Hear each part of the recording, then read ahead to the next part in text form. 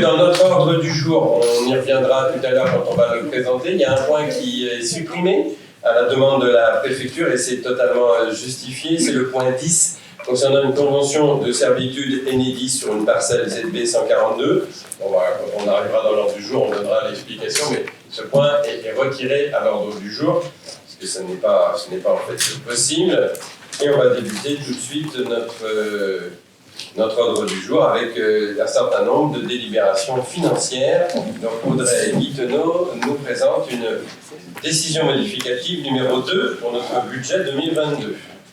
Voilà, donc comme traditionnellement, en fin d'année, c'est le moment où on ajuste notre budget par rapport à ce qui avait été prévu au début, en fonction de la réalité de ce qui va vraiment s'inscrire dans le budget en fin d'année. Donc sur le fonctionnement, il va donc y avoir une augmentation du budget de 44 810 euros donc en dépenses et en recettes. Sur les recettes, c'est principalement les produits et services, donc par exemple l'utilisation des familles, le périscolaire, qui finalement on avait forcément fait une enveloppe et il va y avoir un peu plus que prévu, pour 16 650. On a également des dotations participation du département qui vont être un peu supérieures. On a les produits de gestion courante, là c'est nos locations qui ont été un peu réévaluées également. Et puis des atténuations de charges, ça c'est des remboursements sur des arrêts maladie. Donc nous on projette toujours un montant, puis après en fonction de ce qui se passe dans l'année, on remet à jour en fin d'année. Sur les dépenses, du coup, ça va nous permettre de refaire l'équilibre. Donc sur les charges à caractère général, 1581 euros. Donc là, c'est principalement des mouvements demandés par la trésorerie pour vraiment bien être juste sur notre chapitre 011. Les frais de personnel, donc là, 58 847 euros. C'est suite à un travail important qui a été fait par notre directeur des ressources humaines, notamment pour bien vérifier tous les arrêts maladie, donc ça a engendré des remboursements supplémentaires et du coup des rattrapages sur des arrêts qui avaient été mal calculés ou mal provisionnés, donc là on peut réactualiser. Et puis également les primes d'inflation qui ont été versées aux agents et également des remplacements supplémentaires ou des embauches de contractuels sur des taux d'encadrement qu'il faut respecter, donc ça c'est toujours un peu difficile aussi à évaluer en début d'année. Donc on remet à jour. Pour équilibrer, on va aller piocher dans nos dépenses imprévues, puisqu'on avait ce compte exprès pour justement nos équilibres, pour 10 118 euros.